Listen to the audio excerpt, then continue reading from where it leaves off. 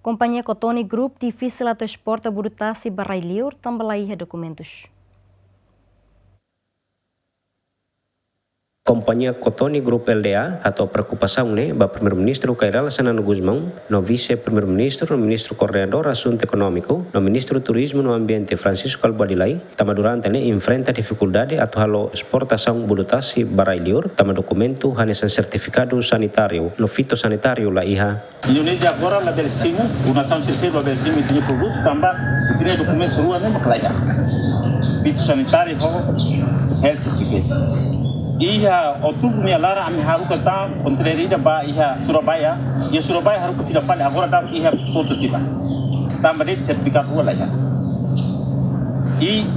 produto nebe ko hai se sareda se lai ya mas amne group se humman para hela am pratu deitu ba tuku ba name problema dokumen rua ne timor maklai ame kondaktona India tidak pronto apsimo mas dokumen rua maklai. Tanya ami problema ami. Agora dão ami haru kona sambil ba Australia tambah Australia ne $5 e sira usun fat ami para completar documentos. To agora ami já documentos rua ne maka ami sedang.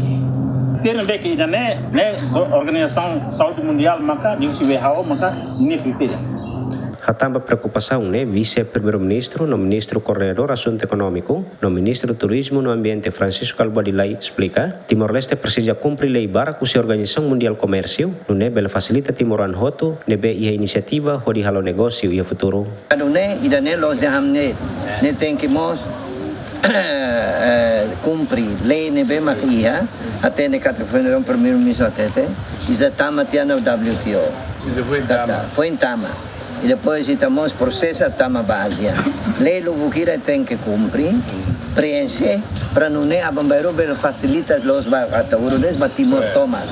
Não é mais makbulutasi. E a ocasião primeiro-ministro Cairala Sanano Guzmão, hamutu com vice-primeiro-ministro Francisco Albadilai, no membro governo Balung, halau visita ba grupo Kuda Bulutasi, hodi hare norona processo kona ba Kuda Bulutasi, to processo hodi halo exportação. Husi grupo Bulutasi, equipa governo continua halo visita ba Fatin Balung iha tauru, nebeia futuro belesai hanesan Fatin destinação ba turístico. Marito da Costa, Yemen.